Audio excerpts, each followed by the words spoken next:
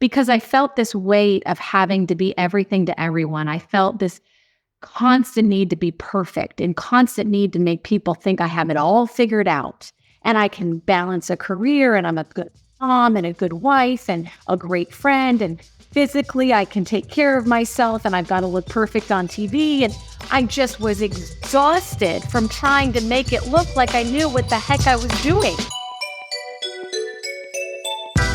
Hey, what is up, party people? This is the Nook Podcast. My name is Stephen Murphy, and it's a delight to have you here with me today as we continue in this series all about the importance of renewing our minds.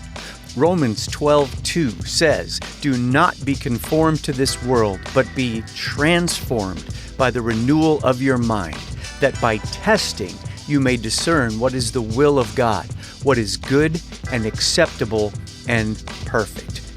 God has had me just hovering over this scripture, reading it over and over again, reading it in different translations. It's one of those times where I don't know exactly all of what he's hoping for me to see in it, what to glean from it, but I am here for it. And if that verse sounds a little heady for you, then you are in the right place. As we seek God, as we look to deepen our relationship with Him, this is the kind of thing it's something we have to do daily. And that's why I really felt like it was a good idea to do an entire series about this, having discussions with people who understand, who have been through some stuff and know just how key renewing our minds on a daily basis is as we continue this walk with God.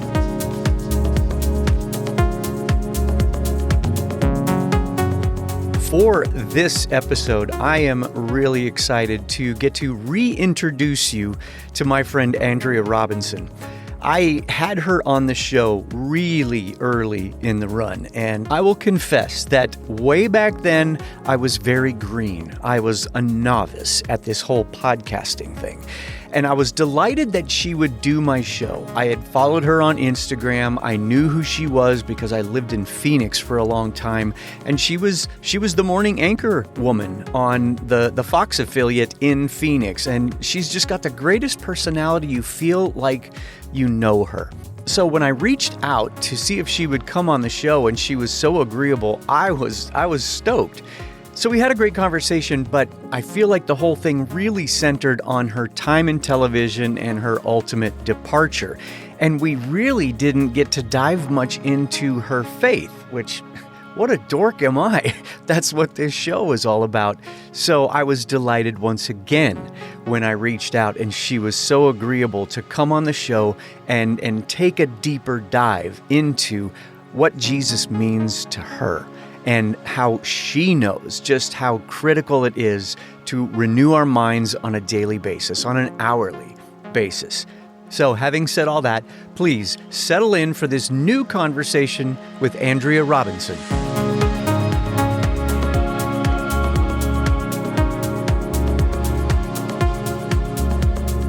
I mean, how many years has it been now since you left Morning News? And how are you doing with that? Well, it's been almost 5 years.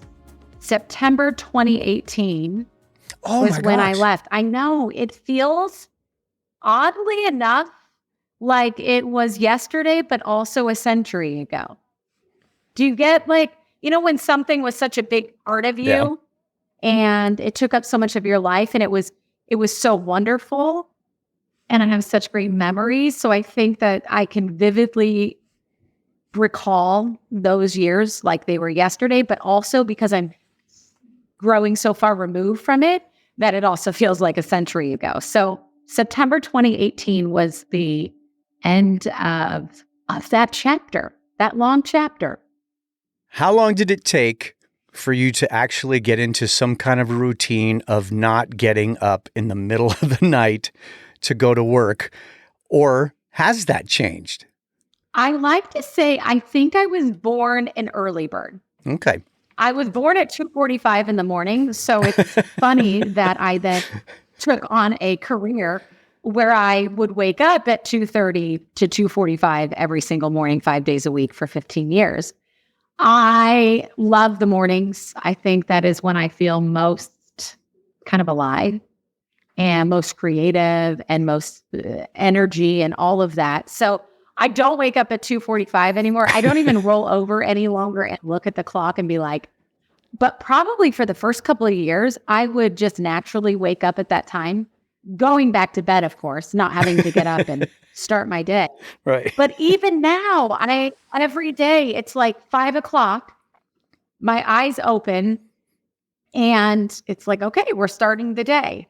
So between 5 and 5:45 is usually when I start my day now. But like I said, I look back and I was like 11 years old at slumber parties, and I was the girl that always fell asleep first.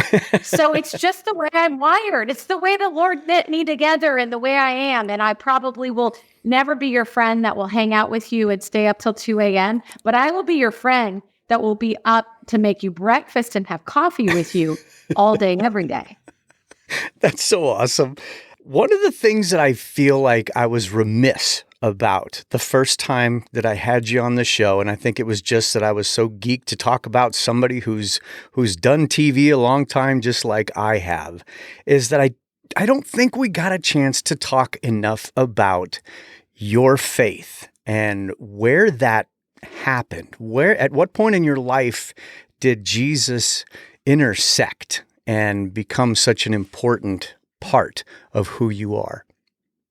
I have now where I am today, and I think this is so important with everyone, right? No matter where you are in your walk with Jesus, I firmly believe now more than ever, like he grows us in different places at different paces. And he has always been there. Mm.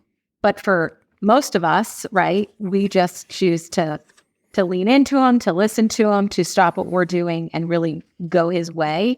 And some of us, it takes a little longer for us to actually hear him, know that he's been there like, hey, right here with you, But for me, I was not born and raised in the church.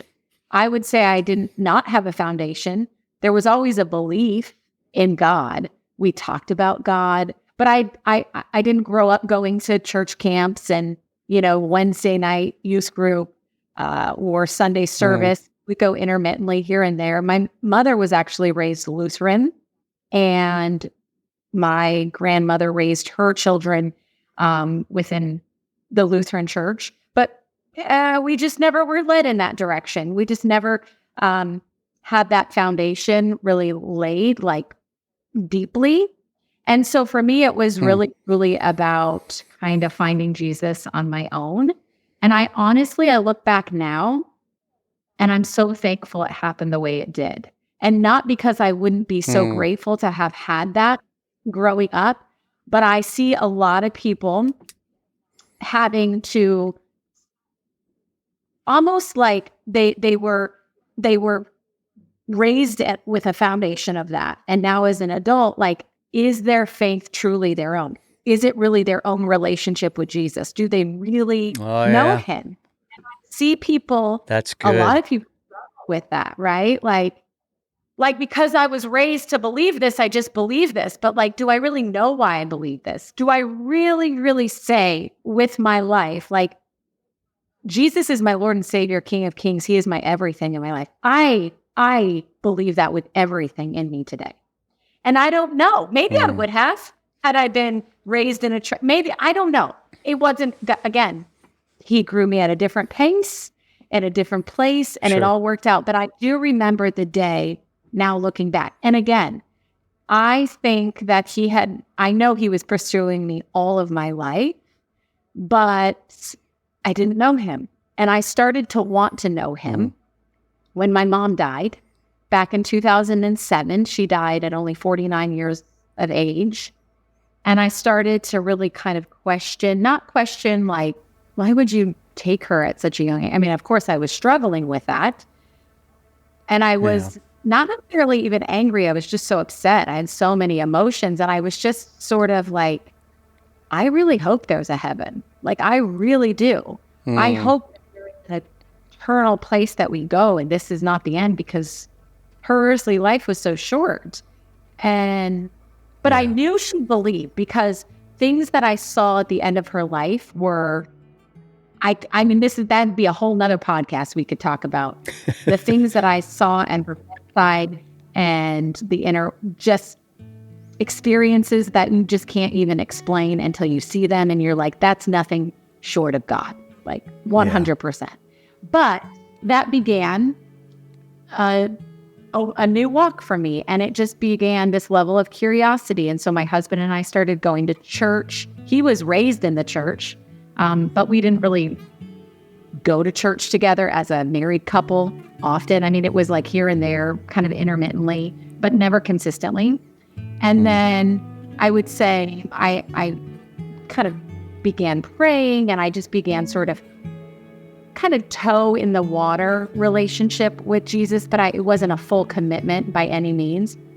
And I look back now, and now I can see there was a moment, and it was about maybe a year and a half before I left TV, that I had alone in my living room on the couch.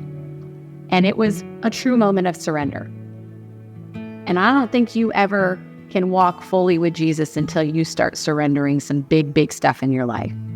And that was when I remember just crying, hysterically crying. And I just remember saying out loud, like, God, if this is the life you want me to live, to feel like this every day, because I felt this weight of having to be everything to everyone. I felt this constant need to be perfect and constant need to make people think I have it all figured out. And I can balance a career, and I'm a good mom and a good wife and a great friend. And physically, I can take care of myself, and I've got to look perfect on TV. And I just was exhausted from trying to make it look like I knew what the heck I was doing. And I wanted so desperately somebody to say, like, you don't have to do that. You don't have to be like that. Which is what he's telling us all along. And I said, I just, at that moment was just like, I can't do this anymore. And that opened up a different path that I started walking, and I'm still walking it because it's been a very long, slow road of undoing a lot of old things that I used to think were truths. I had to see.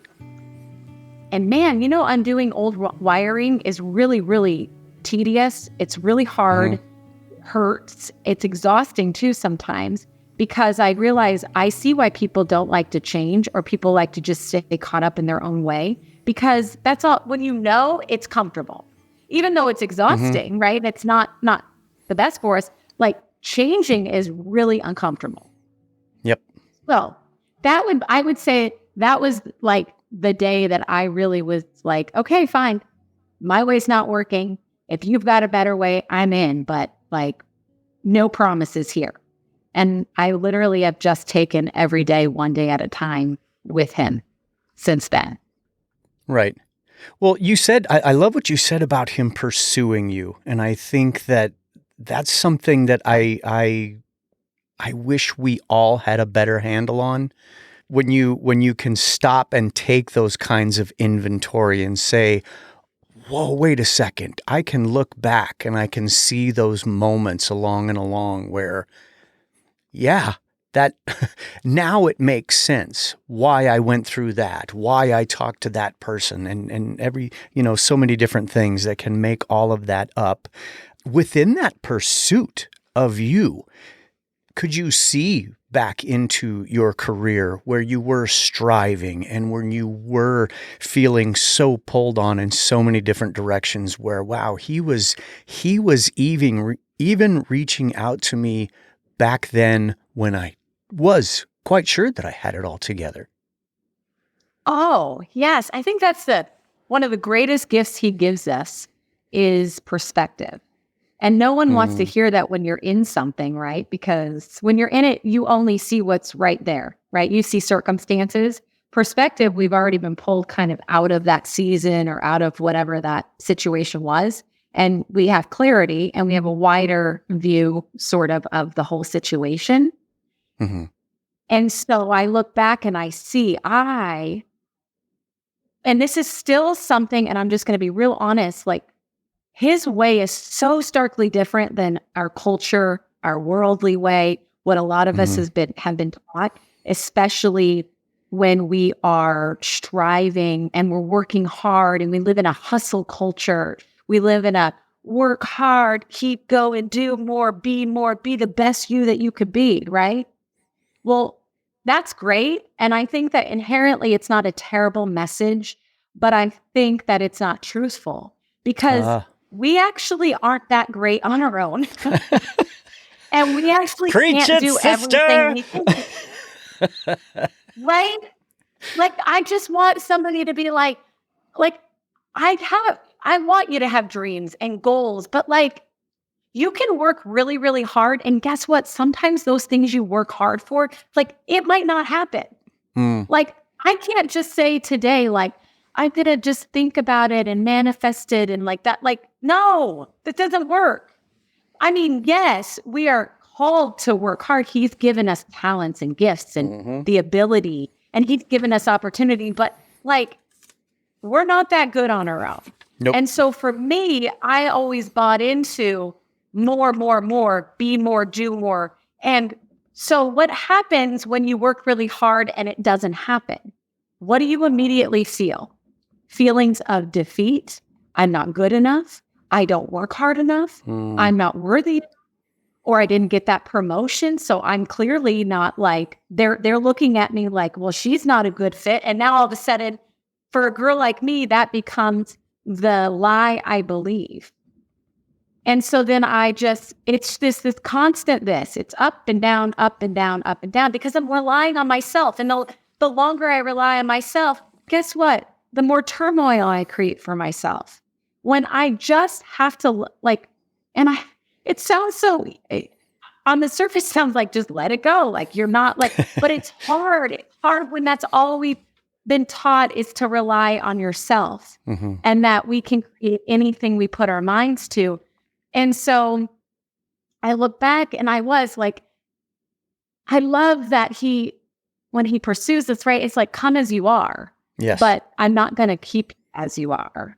And so that's this invitation of like, I'm messy. I think I'm really great at all this stuff. I'm like, I think all these good things about myself until I come to him and I'm like, well, here they are. And then that Holy Spirit convicts me a little bit and I'm realizing like, wow, boy, do I need you more than ever before. I think all along his, like we just said, he's been pursuing us. I just was so caught up in myself. When you're so focused on yourself, how could you ever focus that you have a loving Father that loves you so much that he wants to be in it all with you and truly to help you? But I was so caught up in myself. And because I wanted validation from people more than I cared about being obedient to my Lord and Savior. And so for me, it was like, the more I ran, the more I did, the more I tried, the more I helped, the more I did this. Like, I just wanted people to see me as like, oh, she's a good person. She's sweet and kind and she's a hard worker. And that was like enough fuel to keep me going to the next day. But people are just people, right? And their opinions of you are fleeting.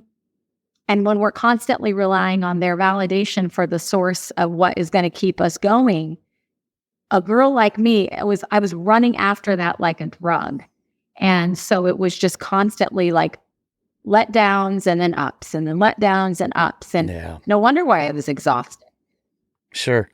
Well, something you just said there, I think can also go the other way and say, yes, we can strive. Yes, we can have dreams that you might not ever attain.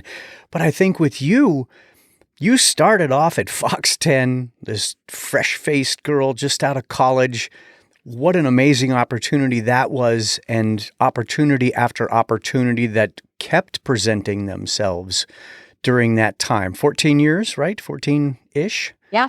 Wow. Isn't it? You from all that as a report card, somebody looking in from the outside could say, this woman has it all on a plate. She strived. She went to college. She did all the right things, and good grief, look at all of what she has been able to do. This must be a dream come true. for her. And yet everything you're saying points a different direction to say that even when it all goes the way we hoped it would or thought it would, that even in those places we can find, oh, I'm still missing the one most important thing that I will ever have, that will ever be available to me. Well, because we as people in this world and culture and in society, we are taught at a really early age, that things satisfy, that the next promotion will be what will give us that hit of happiness, that big bank account we will just wipe away any problem we have. Well, if we want peace and joy, we run after things when the source of peace and joy is in our Lord and Savior. And I know that now, but I didn't know that then. But I also realize how quickly I can even now I can kind of get back, you kind of flounder back to an old way and you're like, well, maybe if I just do a little bit more there, maybe that's what, if you're having a rough day or you're having a rough season and you're just like, oh, maybe I need to do that. Or maybe and it's like, do I really need to do that? Is that, or am I not actually running after the one and getting closer to the one that has promised me that for all of time and has actually shown me that, especially when I go back and retrace and I have this perspective of him, because my relationship with him is growing and I know him better. And it's such a dance. And that's why I'm always like, you can be real close to Jesus and you can still have thoughts of well, maybe that's what I need. Maybe if you're struggling, with a marriage or well, maybe I just need to take them out for dinner, or maybe I just need to we just need a family vacation. That's what's going to do it. And it's I've done all that. We've tried the vacations, all of those things. And all of those things are great and they're lovely, but they do not satisfy. And they will never fill that big old spot that every single one of us humans have in our hearts that can only be filled by a relationship with him. And when I know I use that a lot, that relationship, because it's a relationship that has to be nurtured. Yes. Right? You can't expect your relationship with your spouse to be wonderful if you just are like two ships passing in the night all the time, or you're we're checking in once a week on each other. I'm checking a box and we're doing one date night a week and that's the only time we ever communicate. Or your kids or whatever it might be. The best friendships I have and relationships I have are the ones that I nurture every single day. Right. And out of the best relationship I have in my whole entire existence with him comes the ability and the sort of motivation to continue to nurture those earthly relationships that he's given me. Right. Well, and you bring up a good point there that I'm looking to stress all through this entire series, that the way that I read Romans 12:2 and renewing your minds, that is an active thing. It's not just something you do once and you're done with it. I will speak, if only for myself. I need to renew my mind daily.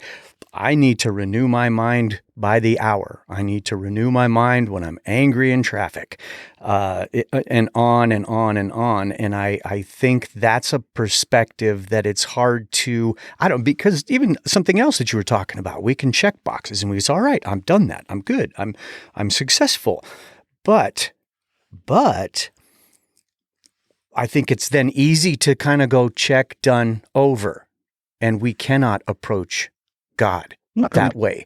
We are going to miss him. We are not going to get the most out of that relationship when we are not seeking him first, when he is an afterthought, when we think of him as a Sunday for an hour and a half type of God.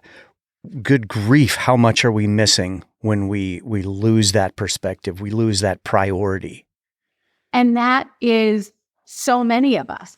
I'm not going to sit here and say that I have done that perfectly. I just know when I look back, and especially as I actively really started pursuing him and saying, hey, I really want you in my life. Like, I want to know who you are. Like, I want to know who you are.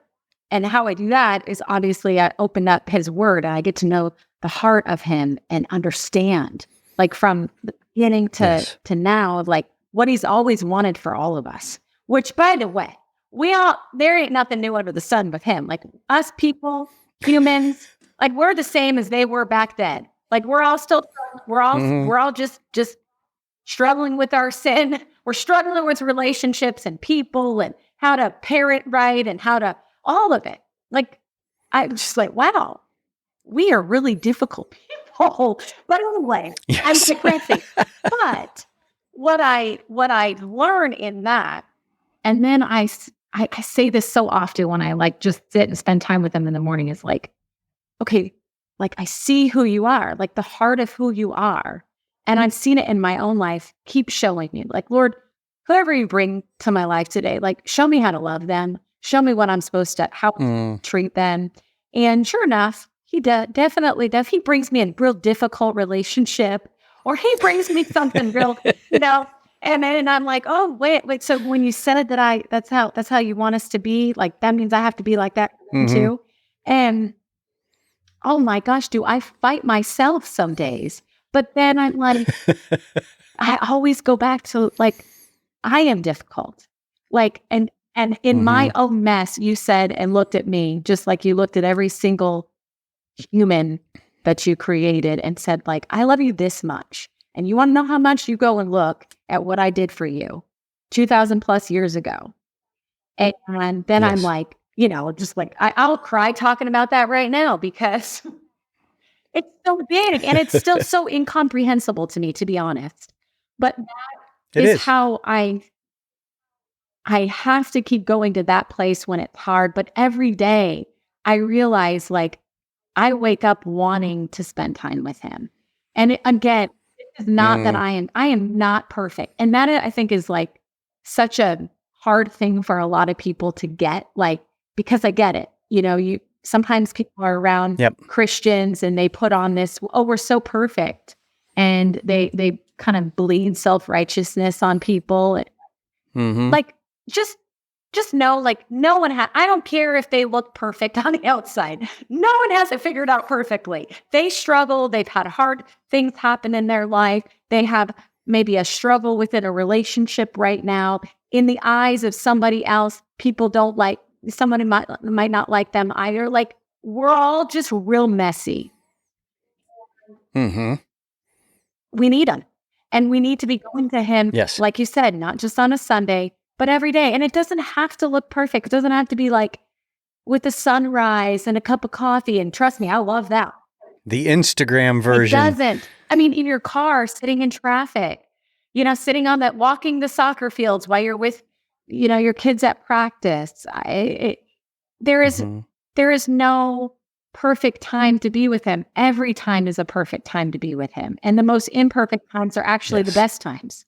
Love what you said there, especially from the aspect that if I'm reading you right, the greatest changes within your mindset have happened in the last few years. You grew up in front of us watching you on TV as that very young girl out of college. I loved the chemistry that you had with people on set.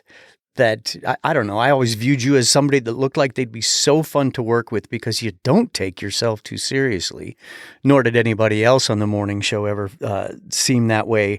Your husband proposed to you live on TV.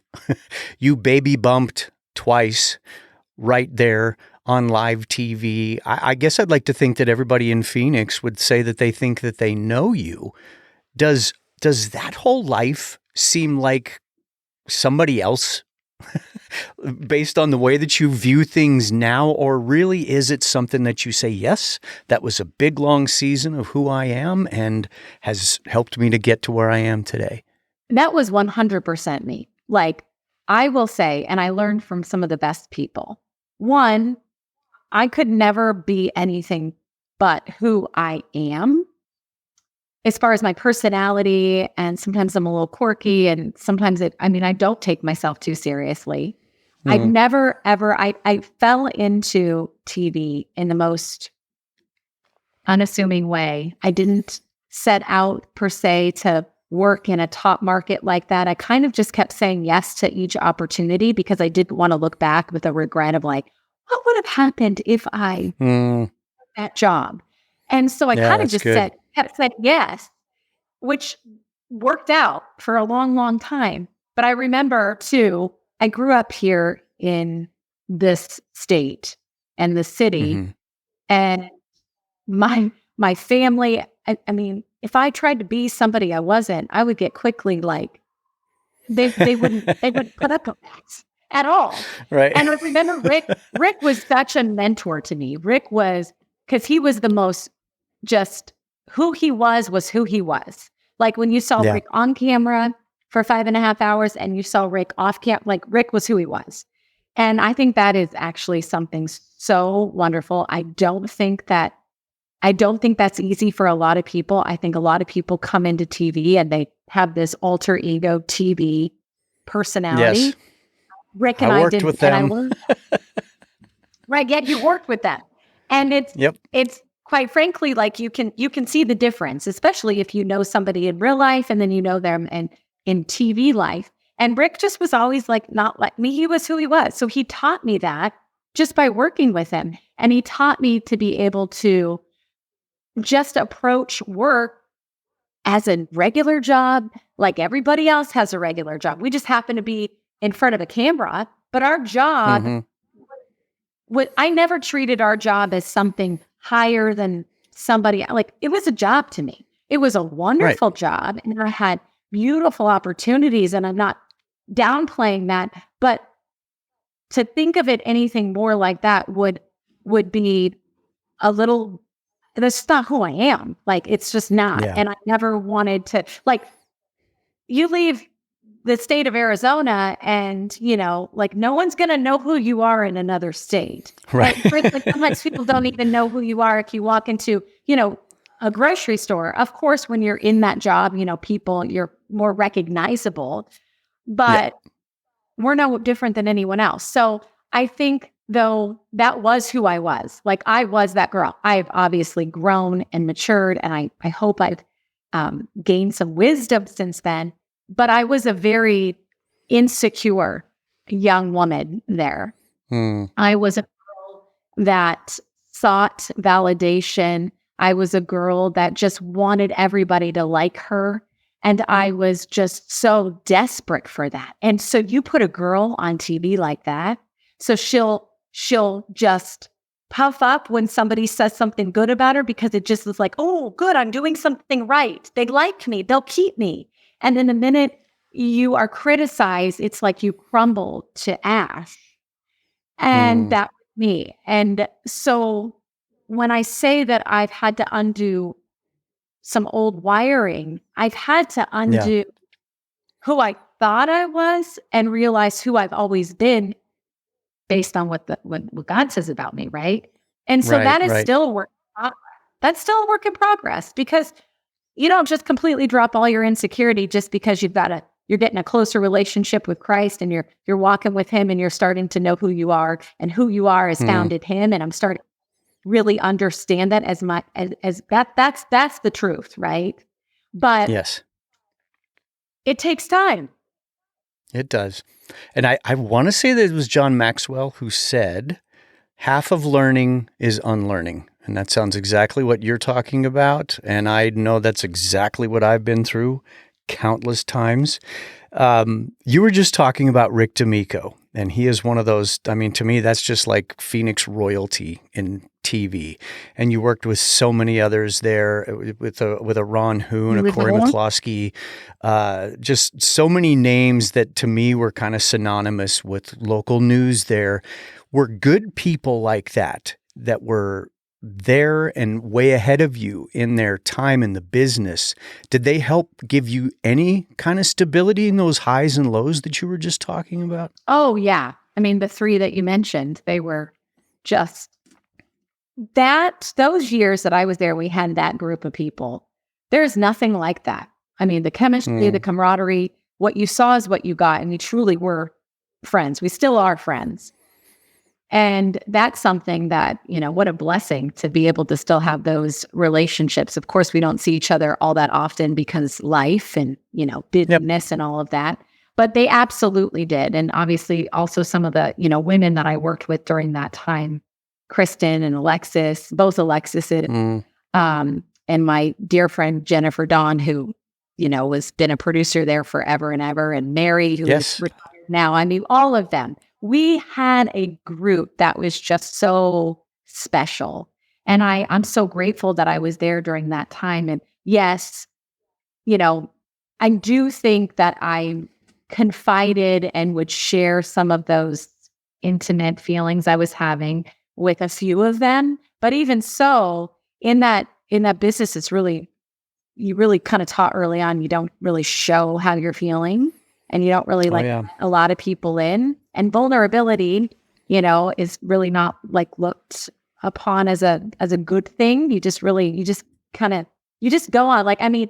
I still remember going 2 days after my mom died to work. That's just weird to me now. I look back and I'm like, what? So I learned the art of compartmentalization very, very early on, because you like that. So I could, crying my eyes out, and, you're carrying all this heavy stuff, which is really no different than any other job. A lot of us have to learn that, right? We can't just stay home because we're dealing with a lot of things. We got to get up and go to work. I just happen to have to look presentable on TV and make sure that I didn't have huge bags under my eyes from crying my eyes out the night before. So yes, they were of a support, but that was TV was hard for a girl that was super insecure. And I learned very early on what giving grace looks like. And I didn't really, didn't know the Lord that well then. And I look back and I'm like, wow, you really showed me how to be graceful to people that I didn't want to be graceful to, and I didn't want to be nice to. Right. And I'm thankful for that, because that is one thing that I had to handle. And I wouldn't say I handled it perfectly all the time, but it was not the easiest part of that job. Well, and you say that, I can remember that even on my side of the world in sports TV, and I know very well of what it was like on the news side, that it's just a very unforgiving place, realm. I don't know what else to call it, that there's just constantly, I just always knew that any show could be my last show if you had something catastrophic enough, because there's somebody right behind you that's willing to take that spot and not say they're sorry about it. And I guess maybe it hits me because as a dad of daughters, I know just what it's like to be able to speak into my daughters' lives, as well as the times that I blew it, that for a woman in news, a woman in a world that can be so unforgiving and so harsh, and man, you were top of the tree a few years ago, but now you kind of lost your edge, and we've got a fresh new crop coming down, and we've got our eye on a couple there that you're easily replaced. And thank you for your time. Yeah. That's exactly it. You survived. I'm so glad you survived that. I think that's what, I think we all want to go out on our own terms if possible, especially. Yeah. And I look back and I am so thankful that I did survive there as long as I did, especially being a woman in news, because women just don't stay in those positions that long for one reason or another. And so I'm so grateful that I got to leave when I wanted to leave, when it was time for me to leave, when I knew, not knowing exactly what I was going to do next, not even really having a plan, but knowing that, well, no matter what, God's going to make it all happen. I'm going to be okay. Yeah. and I had that deep faith. I had faith knowing that I actually don't really know what's going to happen next, but I know he does. And I'm just going to trust in that. And honestly, that's how I live. I have to tell myself that every single day, because nothing over the last 5 years is really anything that I pictured, envisioned, dreamt up. It's been beautiful and lovely, and it's been hard, and it's been good, because it's always good. It's just good because he's going to just make it good, even in the hard. Well, because he is so good. Exactly. Let's just say it. You talked about leaving on your own terms. I've done some homework, and I love the statement that you made the day before your last day. I am forever grateful. I don't think I'll ever have enough words to tell you how happy and excited I am that you've allowed me to stay here for a long time. In this business, it's a long time. It's not easy to do what you did. And sorry, I'm really nervous saying all this. But I'm just really happy and excited. So finally, once in my life, I made a decision where my head and my heart all feel the same. And I can't wait to wake up and shuttle those kids off to school myself. And whether Carter likes it or not, I'm walking him to his class on Thursday morning. So finally, once in my life, I've made a decision where my head and my heart all feel the same. I don't know if you worked that up before you were saying it. It seemed like Troy Hayden was having a tough time saying goodbye to you there, and you were making that statement through tears. But yet, maybe it's because I know you a little now that it's just like, I know exactly what she means, that this is not going to be all mapped out for her from here, but she knows who she trusts in now. And that's really what it was, because I don't even know why I said that. I mean, those words just came out. I didn't think of something to say that day. I just thought, I just have to speak honestly. And those were the words that God placed in my heart and my mouth that day. And those were what came out. But really, because I am such a planner, we can make all the plans that we want, but the Lord determines our steps. And that has really become a verse that I've clung to over the last several years, because I am a planner. I'm very type A. I like things mapped out. I like to know what we're going to eat. And I'm learning still that there's already a plan. In fact, God has this blueprint already mapped out. And that's kind of part of the adventure. Like, all right, what are you going to teach me today? What are we doing today? You're inviting me to live again today because you put breath in my lungs and the sun just rose and I got to see it. So, okay, let's go. Let's do this. And sometimes it's frightening, like me, like, oh, let's go. Let's do this. Okay, whatever you say. But we do it. And that's how the last 5 years have been. So we were at a point where we could say, okay, no more with this job. Like, all the struggles I was having, everything was pointing to, yes, this chapter is over. Like, he made it really uncomfortable for me for a while, for me to finally just say, okay, this is done. So that day, when I said that, I truly was like, I know this chapter is over. I will miss the people. There will be experiences here I'll never get again. I know that. I love the friendships I built, my coworkers, all of that. But I know it's over. And I trust that he will provide, because he always does. It might not look like how I wanted it to be. It might not look as consistent as I wanted. But if I keep living in obedience to the way he says to live, he's going to provide. Yes. And guess what? He continues to do it. I love that you said you left on your own terms. Were there people, maybe ex-coworkers, maybe friends, anybody in your circles that questioned you or flat out told you, you're nuts? Why in the world would you leave such a sweet gig? To be honest, nobody actually said that like to my face. I actually had quite a few people just, of course, viewers and stuff like, we're going to miss you, but we understand choosing your family first will always be the best decision you'll ever make. But I also surprisingly had a lot of people would privately call, especially once they found out I was leaving. And then after, like, how did you do this? Like, I want out. How do I get out of this? And I'm like, you just got to do it. I mean, not like, I'm not one to say like, just quit your job. Like, no. I do not preach that, because I don't think someone should just quit something, Right. like we do have to have a bit of a plan, something. Yes. We have to be responsible, but it's hard. It's hard because in TV becomes your identity. TV, you gain your validation, you gain your worth, you gain everything that you think makes you important from TV. So people have a hard time leaving TV because guess what? They like being on TV.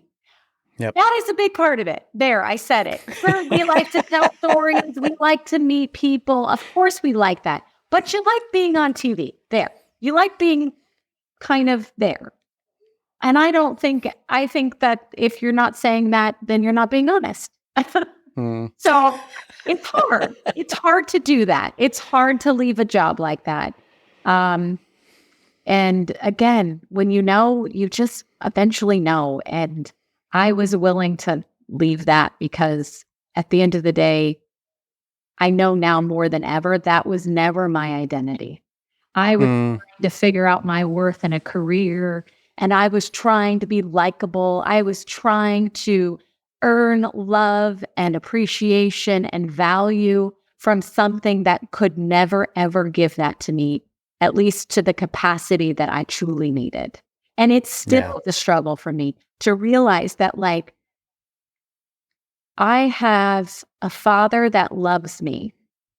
And whether I make money outside the home, whether I'm on TV, whether I stay in the confines of the four walls of my home and raise these two kids and serve my family. Like, he loves me not any more than he loves the girl on TV now making a 6-figure salary. Like, you cannot earn his love in that way.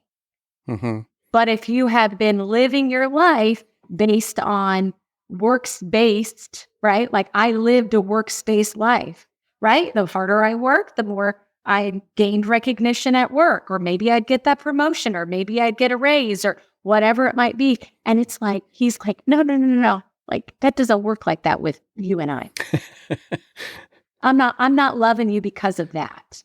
Is it possible for you to synopsize what you have gained? You and your husband, I'm guessing there were probably a lot of talks, a lot of prayer that went into your decision to leave your job at Fox 10 Phoenix. But in this last 5 years, what have the benefits been to that obedience? Oh, how could I ever summarize it? I know, because my relationship with the Lord is stronger than it's ever been. My marriage is better than it's ever been. I mean, it's not perfect, right? We still argue, but we work hard to be together. And before, we were just two people living kind of separate lives, and we'd come together on the weekend, and it wasn't cohesive. It wasn't connected. It was fine. I'm not okay with just being fine anymore. Right. I want things to thrive, and I want things to continue to grow, and I want roots to take hold deeper and deeper and deeper. And that's what I want from my relationship with God, with my family, with my kids. I realize now, I didn't realize this when I left. My kids growing up in this world right now, like, I want to be the one that is helping point them to the Lord. I can't make them have a relationship with him. I cannot do that I can point them to him. I can show them who he is. I can model what he's teaching me the best I can. I can show him how we fail and how he still loves us. I can show him how we mess up and we can be really awful people sometimes, but we are still loved by him, and we still work to make things right. And all of those things got better. I just wake up not feeling like I have to prove myself to anyone. I still struggle. I still struggle with the opinions of people sometimes. I still struggle with, am I doing enough? Like that little sneaky question that the enemy likes to just, it's kind of back here and sometimes it sneaks up and it's like, you're not, are you sure you're doing? Like, you didn't have a really productive day. Where's all those check marks? And then I'm like, well, dang it. Like, no. My checklist crowbar schedule doesn't make me more loved. And I know that. I know that as truth. Things just got better. And I don't know if it's one, I just know looking back, I was meant to leave when I left. I was meant to be where I am right now. I don't know where I'm going tomorrow. I truly don't. I've learned that life is super fragile over the last 5 years. I've seen young friends of mine die. We've seen death. We've seen all sickness. I don't know. I don't know what tomorrow's going to be like, but I know that today, right now, I'm walking with him. He's going to keep leading me. I'm going to just keep living closely to him. Yeah. And I don't have to figure out the rest. I just have to look at today and say, okay, what are we doing today? Where are you taking me? What are you going to teach? What are you teaching me today? Yeah. Something all about this makes me realize how much I appreciate your Instagram feed. Because it's you, it's entertaining, but there's still depth there. And something that occurs to me, and I hope this encourages you, because having just watched the video of the segment that I just talked about when you announced your departure, the video that they let in with was a video that you shot of your husband putting a ponytail in your daughter's hair. And you segued from that into saying, I want to be the one doing that. It's always been my husband getting the kids ready in the morning, and I want to take that place. And I can flash forward now, and the videos that you put out with you and your daughter that are just delightful to watch. But to me, the story behind the Instagram post is, look at them. Look at what God has provided in your availability to that little girl who is seeing that obedience and that godliness modeled for her, and she just digs being with you. It's hard for me to imagine a much better scenario beyond any kind of fame or fortune or 8x10 glossies. That's your legacy. And I hope that you see that. Well, now you're going to make me all teary-eyed. I want them to just know they had a mother that loved them deeply, fiercely, in all of whatever they become. And I know now that God is everywhere. Like, I used to think, well, it's just, I would praise him on the mountaintop. And He is in the everyday, in the very mundane, the hair braiding in the morning, the scrambling eggs and putting them on a paper plate, the drives in the car and saying a prayer or singing in the car. Like, that's the hand of God in everything. And I just now see it. I see it so much clearer. I used to think I had to do all these big things and that was what they would be proud of me for. And now I just want to enjoy whatever time I have here with the people that he brings to my life, my family, friends, strangers, and whatever that looks like. I just want to try to be a more honest reflection of what he is doing inside of me. And it isn't anything of perfection, but it is because he's so good and he's so faithful and he's so patient with us.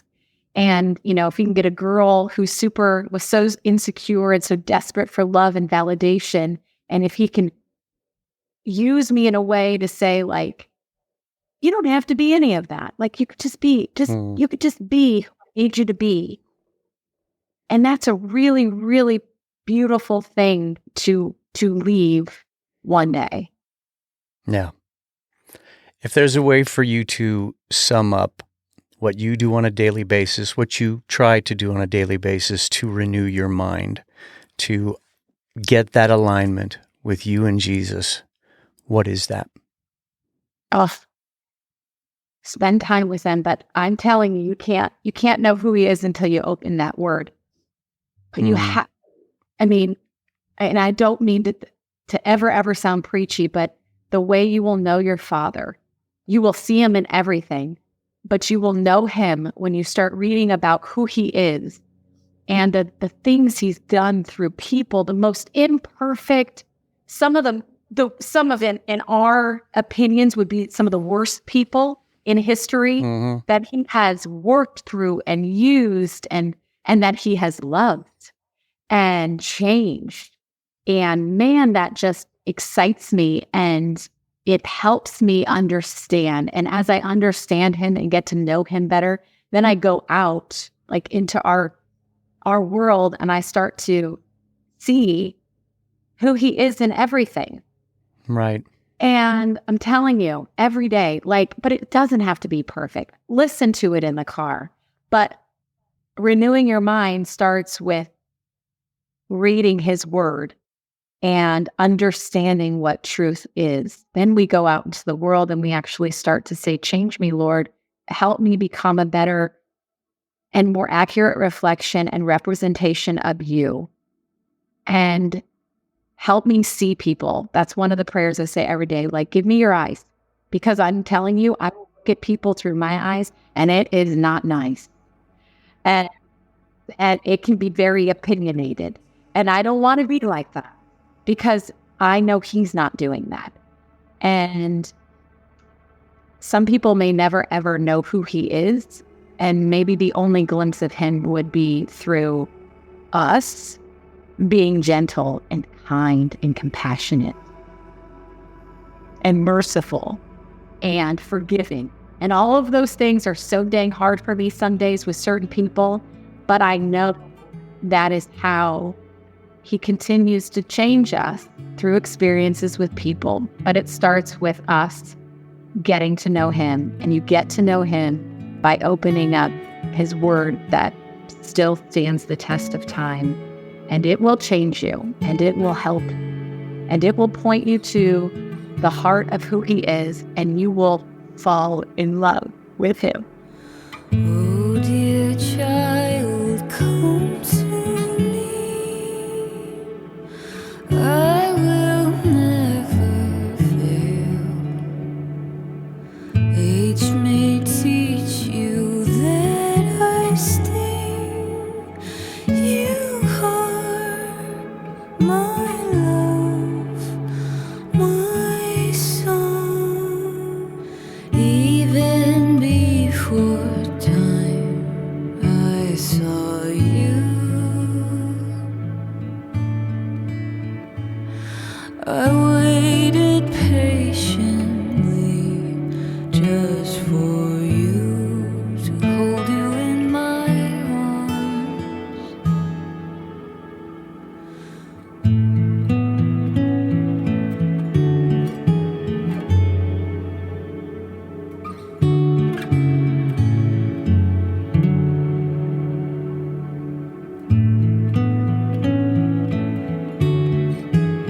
The Nook podcast is a production of Sozo Digital Media.